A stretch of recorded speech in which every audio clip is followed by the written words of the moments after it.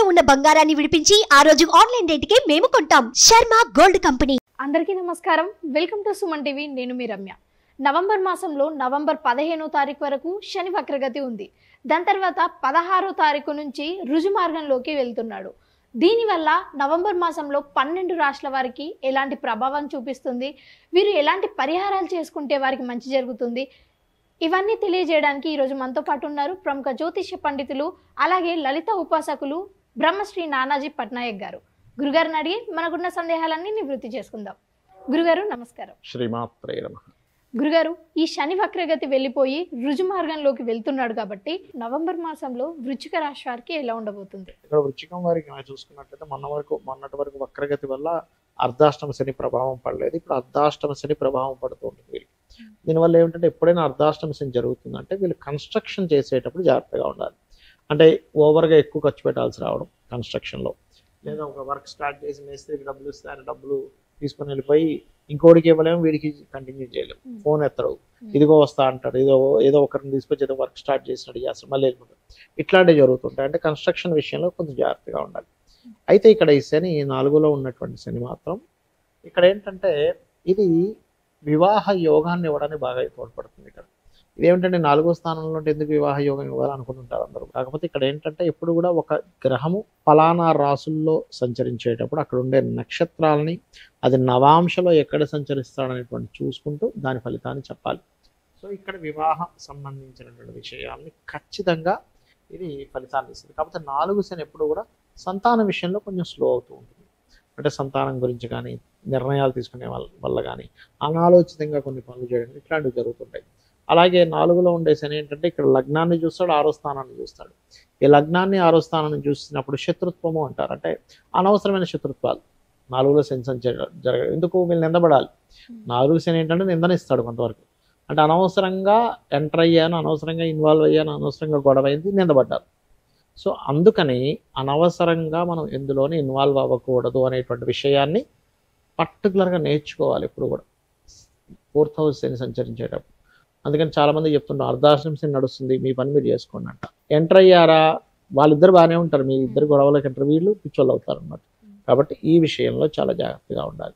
అదేవిధంగా వృశ్చికం వారికి ఏంటంటే కాస్త ఉద్యోగంలో కూడా కాస్త దూర ప్రాంతాలకు వెళ్ళి అక్కడేదో ఉద్యోగం చేద్దామని వెళ్ళి అక్కడ కొంత స్ట్రెస్ అవ్వడం, కొంచెం ఉద్యోగం మీద కూడా దీని ఎఫెక్ట్ ఉంటుంది. ఎందుకంటే 4 అంటే ఇంట్లో కూర్చోబెట్టాలి 4 శని ఉన్నప్పుడు. ఇట్లాంటివి జరుగుతూ ఉంటాయి. సో వివాహం అండ్ పర్టికులర్గా ఇక్కడ కొంచెం విదేశాలకు వెళ్ళాలనే ప్రయత్నం చేస్తే మాత్రం 4 శని బాగా పనికి వస్తుంది చెప్పాలంటే ఇక్కడ.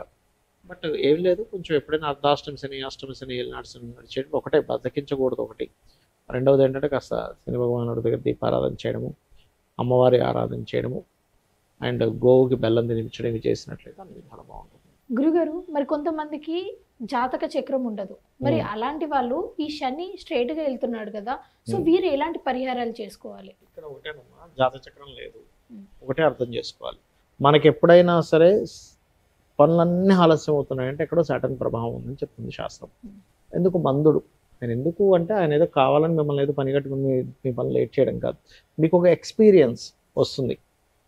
సో ఎక్స్పీరియన్స్ మీకు రావడం కోసం ఆయన మనకు పాఠం నేర్పిస్తున్నాడు అనే పాజిటివ్ థాట్తో ఉండాలి. First point number 1. రెండవది ఏంటంటే అలా లేట్ అవుతున్నాయి అన్నప్పుడు చాలా సింపుల్గా ఒకటే నేను నేర్చుకోగలుగుతున్నాను అనే పాజిటివ్ థాట్తో ఉంటూ మీకు దగ్గరలో గోశాల ఏదైనా ఉన్నట్లయితే గోవులకి బెల్లం తినిపించడము. ఇప్పుడు ఎట్లాగో కార్తీక మాసం వస్తుంది కాబట్టి, కార్తీక మాసం నడుస్తుంది కాబట్టి మనము నూనె ఉంటుంది, ఆయిల్, నువ్వుల నూనెని చక్కగా దీపారాధన కోసమని టెంపుల్స్లో ఇవ్వడము, ఇవి గనక చేసినట్లయితే ఖచ్చితంగా బాగుంటుంది.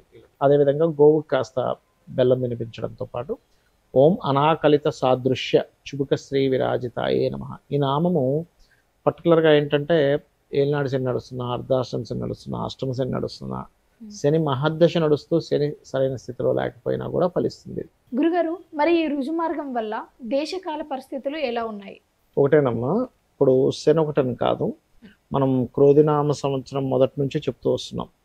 అంతా ఘర్షణలు, గొడవలు, యుద్ధ వైఖరి ఇవన్నీ ఉంటాయి. శని స్ట్రైట్ అయ్యి కుజుడు దృష్టి ఉంది ఫస్ట్ ఇక్కడ. సో ఫస్ట్ మంత్ అంటే ఈ నవంబర్ డిసెంబర్ మాసాలలో కాస్త ఘర్షణలు మళ్ళీ కాస్త ఎక్కువ అవుతూ ఉంటాయి, గుర్తుపెట్టుకోండి నవంబర్ డిసెంబర్ మాసాల్లో. కాకపోతే శని ఎప్పుడైనా సరే న్యాచురల్ 11th హౌస్లో ఉన్నప్పుడు కొన్ని వ్యాపార సంబంధించిన విషయాల్లో అనేకమైన మార్పులు ఇస్తాడు. అంటే బయట జరిగేటువంటి వ్యాపారాల్లో లాట్ ఆఫ్ అంటే అసలు మనం ఊహించం చేంజెస్ అంటాను చూసారా, ఒక చేంజ్ అయ్యింది అని ఎప్పుడు కుంభంలోకి శని వచ్చిన. అందుకే చూడండి, కుంభంలో శని తిరిగి వచ్చిన ప్రతిసారి కూడా ఒక రెవల్యూషన్ క్రియేట్ చేస్తాడు. మనకి 30 years బ్యాక్ కంప్యూటర్స్ అనేవి మనకి అందుబాటులోకి రావడం స్టార్ట్ అయింది. అక్కడ ఒక రెవల్యూషన్ స్టార్ట్ అయింది. ఇక్కడ నుంచి ఏఐ రెవల్యూషన్ స్టార్ట్ అవుద్ది. ఇక్కడ నుంచి ఆ ఏఐ రెవల్యూషన్ క్రియేట్ చేస్తాడు శని. ఇక్కడ పర్టికులర్గా మనం శని ఎంటర్ అయ్యేటప్పుడే చెప్పుకున్నాం, 2 సంవత్సరాల క్రితమే చెప్పుకున్నాం, సంథింగ్ బిజినెస్ స్ట్రాటజీలో చాలా మార్పులు రాబోతున్నాయి.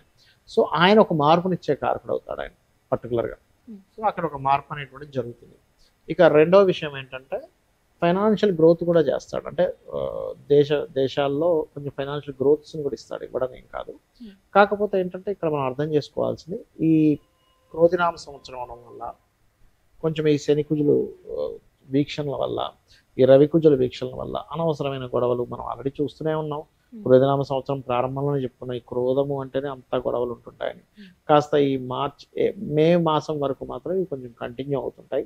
బట్ నేను చెప్పేది ఒకటే, ఎవరికైతే ఎక్కువ స్ట్రెస్ ఉందో, ఎందుకంటే గోచారంలో ఏ గ్రహాలు ఎక్కడ సంచరిస్తుంటాయో దాని ప్రభావం ప్రతి జీవరాశి మీద పడుతూ ఉంటుంది.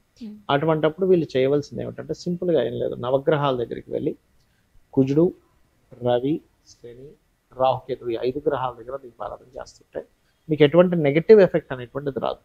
అందులో ప్రధానంగా కుజ, శని, రాహుకేతువులకైతే ఆ 4 గ్రహాలకైతే ఖచ్చితంగా చేసుకోవాలి. ఈ పరిహారం మంచిగా పనిచేస్తుంది, ఖచ్చితంగా ఫలిస్తుంది ఈ పరిహారము. అయితే ఇక్కడ ఏంటంటే మీరు ఎప్పుడు కూడా ఒక శని భగవాన్ దగ్గరికి వెళ్ళి ఒక చేస్తున్నారు అనుకోండి, నన్ను వదిలేయాలనే భావంతో చేయకూడదు.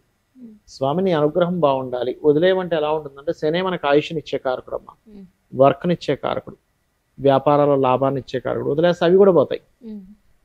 ఇప్పుడు మనకి ఎగ్జాంపుల్ సూర్యకాంతి ఎక్కువ పడుతుంది, సూర్యుడే ఉండకూడదు అనుకోకూడదు, గొడుగు వేసుకోవాలి.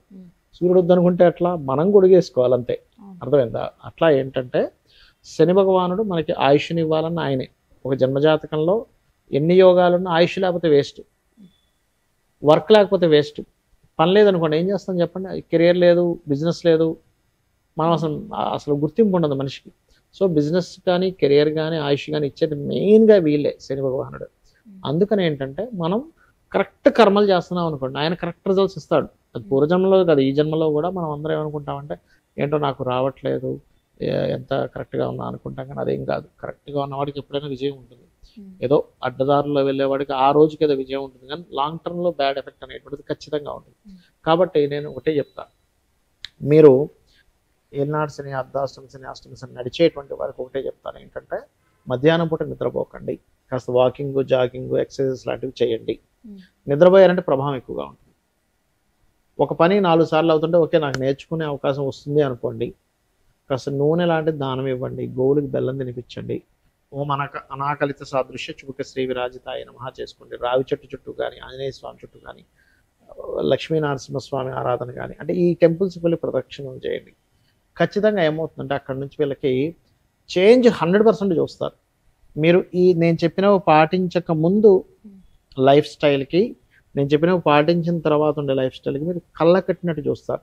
అంటే అప్పటి వరకు అసలు దేనికోసం బ్రతుకుతున్నామా ఏమిటిది అనుకునేటువంటి ఒక నిరుత్సాహంలో ఉన్నటువంటి వ్యక్తి అక్కడి నుంచి ఉత్సాహం అనేటువంటిది 100% పెరుగుతుంది. గురుగారు, ఈ రాశి వారికి ఎలా ఉండబోతుంది, ఎలాంటి పరిహారాలు చేసుకుంటే మంచి జరుగుతుంది, ఇవన్నీ కూడా చాలా స్పష్టంగా తెలియజేశారు. మీకు నా ధన్యవాదాలు. శ్రీమాత్రే నమః.